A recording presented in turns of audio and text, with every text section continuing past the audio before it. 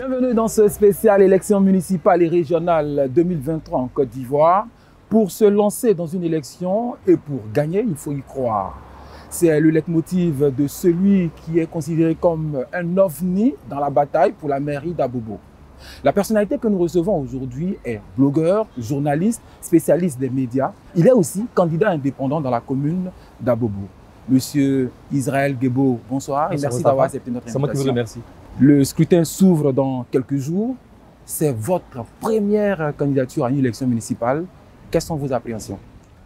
L'appréhension la plus flagrante, c'est la participation électorale. Quand vous regardez les chiffres de 2018, par exemple, sur 357 000 électeurs, vous avez 88 000 votants. Ça veut dire un taux de participation d'environ 24%. Ça veut dire qu'il n'y a pas d'engouement des populations à aller exprimer leur choix et leur voix dans l'urne. Donc c'est vraiment la principale appréhension pour ces élections-là. On a pu constater, avant même le lancement, l'ouverture de la campagne, vous êtes presque partout sur les terrains à Abobo. Qu'est-ce qui fonde votre conviction à gagner? Je pense que 4 choses fondent ma conviction à gagner à Abobo. La première chose, c'est que je suis un fils d'Abobo. Je suis un enfant d'Abobo. Donc, je vois et je vis les réalités des populations d'Abobo. Première chose. Et donc, je suis à même de pouvoir les comprendre et de pouvoir adresser ces problématiques-là. Deuxième chose, le projet que nous apportons est dans la continuité de ce qu'on a fait déjà depuis 6 ans sur le terrain, auprès des femmes, auprès des jeunes, auprès de l'éducation, auprès de la santé. Donc, on est vraiment dans une continuité. Troisièmement, nous avons la confiance de partenaires locaux et internationaux pour nous accompagner au niveau financier, au niveau matériel, mais aussi au niveau technique sur les différents projets que nous voulons mettre en œuvre. Et quatrièmement, nous avons la confiance et l'accompagnement des populations. Et donc, quand je regarde tout cela, je pense que le candidat idéal pour diriger la mairie d'Abobo, c'est moi. On sait que l'élection rime aussi avec fraude. Et surtout qu'Abobo, c'est un poids électoral sur la carte ivoirienne. Comment vous entrevoyez faire pour faire face à ce défi? En matière de poids, je pense que nous, on n'a pas attendu d'arriver aux élections pour commencer à rencontrer les électeurs. J'ai envie de dire pour rencontrer les populations d'Abobo. Nous avons visité presque tous les quartiers aujourd'hui d'Abobo. Nous avons parlé aux populations. Nous avons essayé de comprendre leurs besoins et de construire des solutions pour elles. Donc aujourd'hui, c'est vrai, à l'échelle communale, vous dites que nous sommes un ovni, mais nous pensons que nous sommes dans le cœur des populations. Première chose. Deuxième chose, sur la question de la fraude, je pense que dans un pays qui se vante d'être démocratique, la question de la tricherie électorale ne devrait pas être un véritable sujet. Et moi, j'accorde le bénéfice du doute aux candidats à Abobo pour avoir suffisamment de maturité et suffisamment de maturité pour pouvoir se contenter de faire campagne et de reconnaître les résultats qui vont sortir des urnes. Parce que tripatouiller les résultats, c'est violer le choix des populations, c'est violer le choix du peuple. Or, le viol est un crime.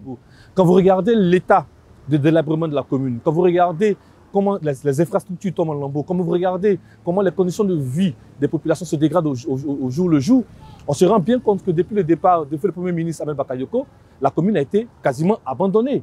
Alors aujourd'hui, donc, si on veut classer dans la priorité des urgences, on va commencer par l'éducation.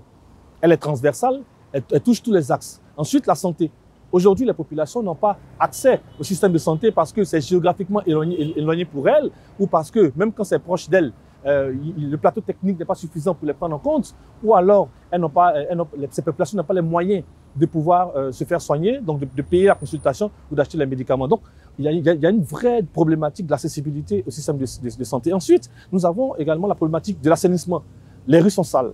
Les rues sont dégradées, les ordures sont un peu partout, il faut régler cette question-là. Il y a aussi la question de l'autonomisation de la femme. Comment faire en sorte que les femmes soient autonomes? Ça passe par l'alphabétisation, par la structuration de leurs organisations, par un accompagnement, mais également régler la question des violences conjugales. Parce qu'aujourd'hui encore, la question du mariage précoce, du mariage forcé, des grossesses en milieu scolaire existe. Il y a aussi la question de l'insertion des jeunes.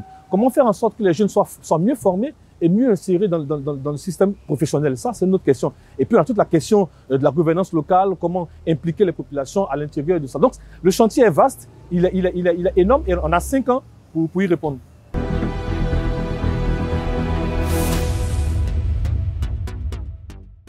Vous faites bien de nous prendre en marche. Nous sommes à votre spéciale élection municipale et régionale 2023 en Côte d'Ivoire. Et notre invité du jour n'est autre que M. Israël Guebo. Je rappelle que vous êtes candidat indépendant dans la commune d'Abobo. C'est dans les ruelles d'Abobo que nous faisons cette interview. On sait qu'au-delà des problématiques de sécurité, de transport et autres, il y a aussi le stéréotype qu'Abobo a aux yeux des populations qui sont hors de la commune. Est-ce qu'à ce niveau-là, il y a un travail? Oui, il y a un travail à faire. Il faut d'abord créer une attractivité à Bobo. Parce que les gens ont peur de venir à Bobo. Il faut faire en sorte que les gens se sentent bien. Et cela passe par une attractivité économique. Il faut faire en sorte que Bobo soit une terre d'opportunités de business. Attractivité sociale, donc que les personnes se sentent bien à Bobo. Attractivité culturelle, qu'il y ait davantage d'événements qui mettent en avant la culture ici. Et donc, créer cette attractivité-là au niveau d'Abobo. Et puis faire en sorte que améliorer la collaboration entre les populations et les forces de l'ordre pour gérer et juguler la question de l'insécurité qui est encore présente. Alors, on sait que aussi l'un des enjeux de cette commune, c'est la question du transport et la présence des syndicats. Dans d'autres communes déjà, les maires ont commencé à effacer les questions de syndicats. Est-ce qu'à Abobo, vous avez un plan pour ça? Oui, je pense que sur la question des syndicats, c'est une question qui ne doit pas être perçue de façon unilatérale. Il faut prendre en compte plusieurs acteurs. Les syndicats eux-mêmes, les transporteurs, les populations, le ministère des Transports, les forces de défense et de sécurité. Et donc, il faut s'asseoir autour d'une table pour comprendre vers où vont les syndicats, quel est leur impact et comment est-ce qu'on peut ensemble trouver une solution. Parce que si la mairie toute seule veut décider de gérer ce problème, on ne pourra pas. Aujourd'hui d'ailleurs, on voit que ce phénomène-là est encore présent. Donc, les syndicats peuvent être utiles dans une certaine mesure parce qu'on dit syndicat, nous sommes dans un pays avec une liberté d'association, donc le syndicalisme fait partie des droits de la Côte d'Ivoire. Mais est-ce que c'est le même syndicalisme qui est appliqué dans le transport? Si ce n'est pas le cas, qu'est-ce qu'on fait ensemble? Mais il faut ouvrir une discussion multipartite pour qu'on puisse véritablement juguler ce problème-là. Je vais faire l'avocat du diable. Hein. Votre projet, il est beau, votre programme, il est intéressant. Le citoyen lambda se pose la question. Avec Israël Grebo, qu'est-ce qui va concrètement changer pendant le quinquennat? Deux choses vont changer. D'abord, tous les adjectifs ou tous les mots, toutes les expressions qui sont mis sur Abobo. Abobo la guerre, Abobo les microbes. Non, on va être Abobo la paix, Abobo la belle, Abobo l'excellence, Abobo la solidarité. Et ça déjà, c'est un travail que nous allons faire. Et pour le faire, nous allons travailler avec des ambassadeurs de la commune. Ça peut être des acteurs ou des footballeurs. Abobo en regorge. Il faut les prendre et en faire des ambassadeurs pour porter donc la bonne image d'Abobo. Il faut engager véritablement une collaboration entre les forces de l'ordre et les populations. C'est à ce prix-là qu'on pourra avoir une commune saine, avoir une commune en sécurité, et ça va changer. Pour parler de sanité, on sait qu'il y a de grands chantiers à Abobo, on est unanime sur la question, mais les marchés, rien n'a vraiment changé. Bien sûr, allons pas à pas. Déjà, le grand marché d'Abobo. Le grand marché d'Abobo, l'état dans lequel il est aujourd'hui, il n'est pas aux normes techniques ni aux normes humaines.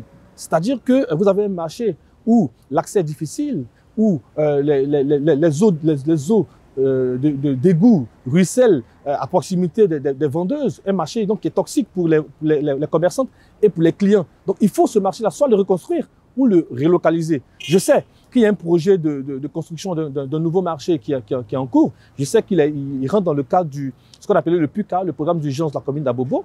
Quand je serai élu maire, nous allons accélérer le dispositif pour qu'on passe de la théorie à la construction effective de ce nouveau marché-là. Et puis ensuite, dans les différents quartiers, il faut qu'on aille sur le même principe.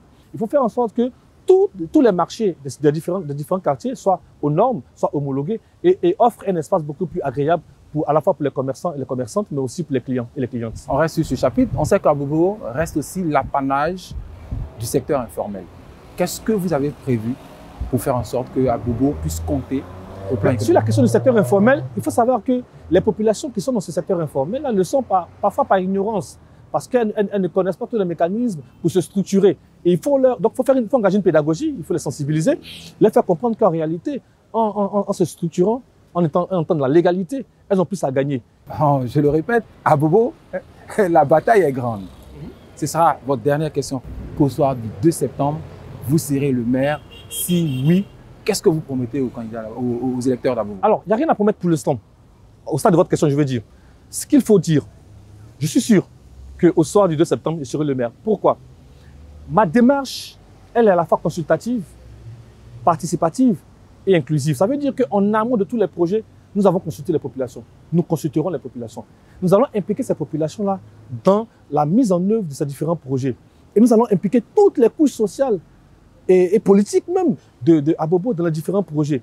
Ce qui fait la différence entre notre approche et celle des autres candidats, c'est que nous ne venons pas parce qu'envoyés par quelqu'un. Nous ne sommes pas en mission pour quelqu'un. Nous sommes en mission pour Abobo. Ce qu'on promet pour Abobo, c'est un Abobo en mieux, un Abobo attractif, un Abobo où tout le monde a envie de venir, un Abobo qui fait bon vivre, un Abobo où tout le monde se sent en sécurité, un Abobo où les populations sont fières d'être abobolais. Monsieur Israël Guebo, merci d'avoir répondu à notre invitation. Je rappelle que vous êtes spécialiste des médias et vous êtes l'un des meilleurs experts dans le domaine de la communication numérique en Côte d'Ivoire. Merci à vous aussi d'être resté jusqu'à la fin de ce programme. Nous étions avec le candidat indépendant pour la commune d'Abobo. Nous vous donnons rendez-vous sur nos différentes plateformes digitales avec le hashtag élection et puis pour un autre numéro dans une autre commune, certainement avec un nouveau candidat.